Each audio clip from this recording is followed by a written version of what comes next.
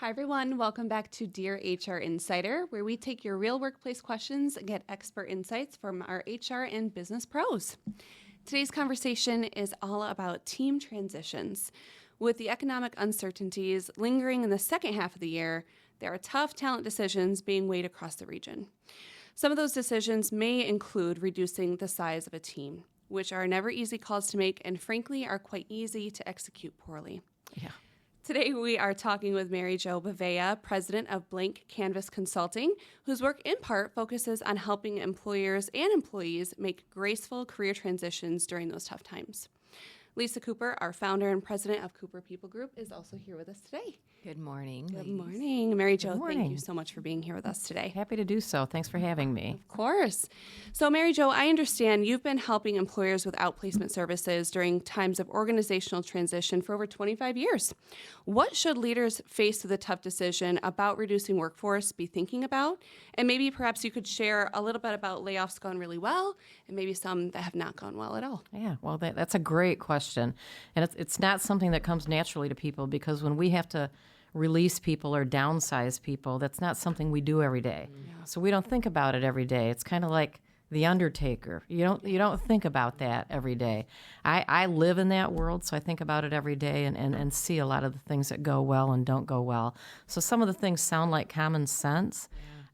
But starting with really think about the impact of the person that you're having to share this news with. What's the impact on them? And so do it, you said gracefully. I love that word grace. Doing it gracefully.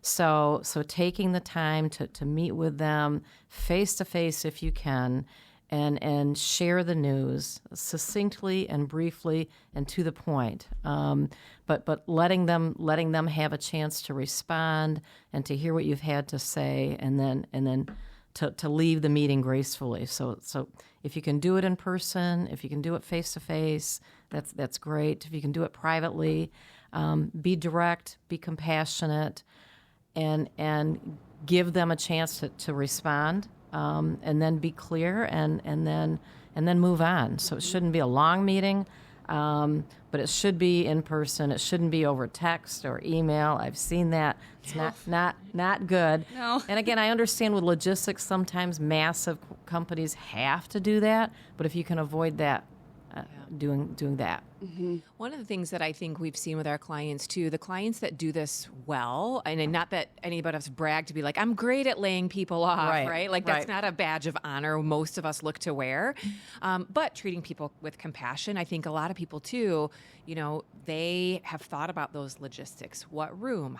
Where's the exit? How do I get them back to their desk, right? They've thought about those details and they care about those details. Yeah. Because those little micro moments, I think, are the moments that matter. Exactly. People are going to remember 2 days in their career.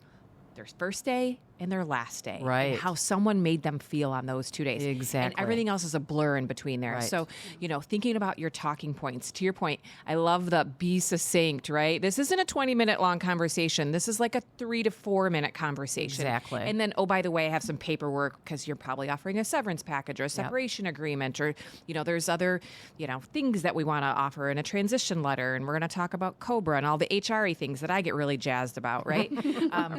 Right. But like having your plan, having your ducks in a row. I think the people that just willy-nilly do it without a plan, it can fall short. And it really exposes them to not just reputational risk, but compliance risk as well. Exactly. Reputational risk, compliance risk, and also litigation. Yeah. And that's the beauty of providing outplacement to the separated employee. Because when you provide outplacement to them, when you say, I care enough about you to invest in you even after you leave here, it's like you said, treating them as well on the way out as you did when you were courting them to come in is really important. It's good for your employment brand, and again, reduces litigation and helps them feel human. When you say, we've provided outplacement for you, you're going to have a career coach who's going to guide you through your career search, that softens the blow a great deal, as much as possible. Ideally, it's nice to have outplacement on site at the time of notification. so that when HR and the hiring manager leave the room, outplacement comes in, and I love doing this, and people say, why? I say, because I get to deliver the good news. Yeah. I come in and I say, how you doing? First of all, let me know how you're doing.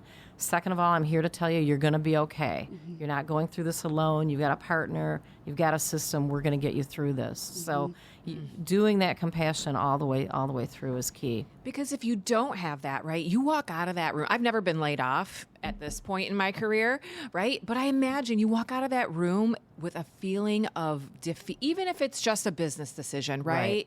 Like you're feeling some feelings. Yeah, that are, and you're feeling like, what could have, should I have done, right? And a sense of hopelessness, and you're worried about your family and your mortgage and your rent. Exactly. And things are spiraling. It probably feels like a freight train is running by your head. Exactly. And to have somebody to come in and go, you're going to be okay, and I'm going to be there to help you through it, right? Yes.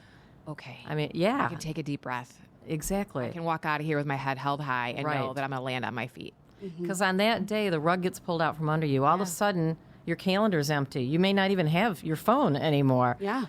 And so to have an outplacement person who says, we're going to meet with you. I'm going to meet with you next week. And then I also talk about in that meeting, how are you going to share this news with your family? How, what should you do and not do to take care of yourself? How to not burn any bridges? How to not embarrass yourself emotionally? To kind of get people through that. And the goal is to get them looking forward. We want them not to look backwards now. We want them to look forward. That's good. That's good. It's not just about finding the next job. You're really treating the whole person. Yes. I love that. Exactly. Exactly. You're touching on this already. So this stood out to me before, but it's reiterated now. Your approach to the outplacement and career counseling is a combination of the clinical and the organizational psychology experience that you have, not only as the employer having to deliver this news, but as the separating employee that's receiving that news. Exactly. So how does understanding that human behavior help to serve and support your clients specifically? Yeah, it's a great intersection. I'm a clinical psychologist. That's where I started my career, so I understand a lot about human emotion and human behavior. And at this is a time of trauma.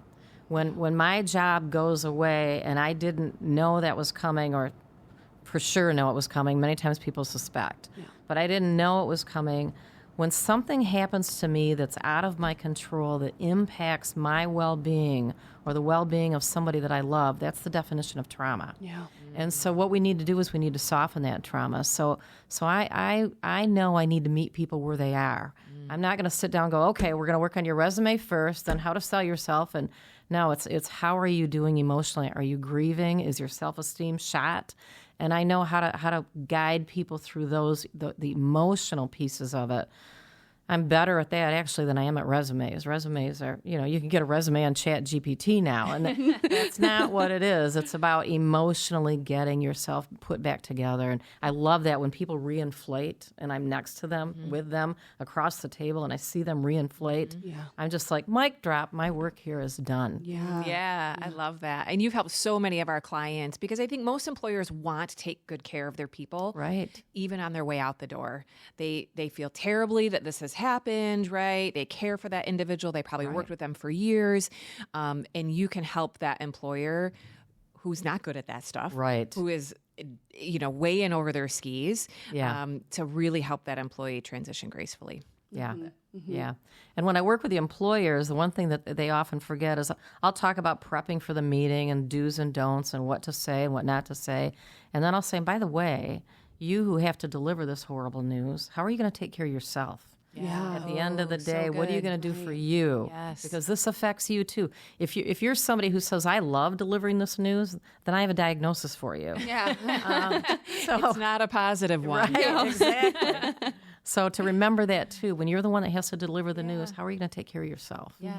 Well, and there's other things too, right? There's also the survivor's guilt that comes along. What is your message going to be to the team when people are worried that, oh my gosh, am I next? Is this place falling apart? Do I need to go get my resume together because I'm next on the chopping block? Yes. Right? So helping an executive team really think through that messaging and again, that cadence and how they're going to come out stronger, hopefully, as a Right. result of that, right? But Right.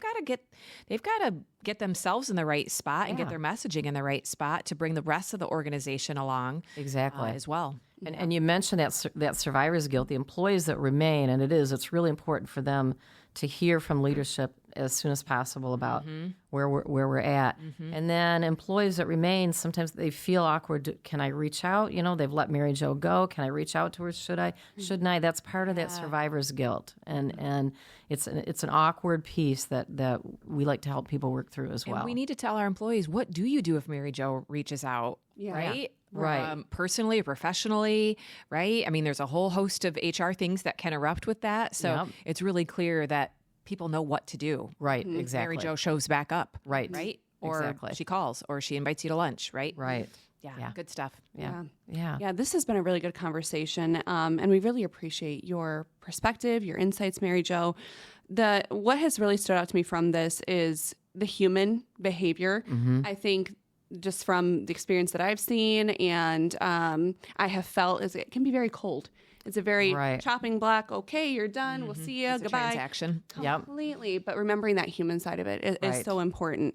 And I think what's important too is to remember that Blank Canvas is here to help and to support leaders that are going through this, the employees that are going through this, and it's a really good resource out there. Thank you. I appreciate that. Yeah. Absolutely, I think it should be used way more often. So if you're facing a career transition, especially in this economy, there are caring, experienced professionals that can support you from that personal as well as that professional perspective. Thank you all for tuning into Dear HR Insider. And if you have a workplace or an HR question that you would like answered, please submit it through to our Dear HR Insider form, and your question might be featured in an upcoming episode. Don't forget to follow along with Cooper People Group on LinkedIn, Facebook, and YouTube to catch the latest insights and publications. And if you would like to connect with Mary Jo or learn more about Blank Canvas Consulting, we will leave their contact information in the publication description as well. Thank you all. We'll see you next time. Thanks, Mary Jo. Thank you. Thank you. Have a good day.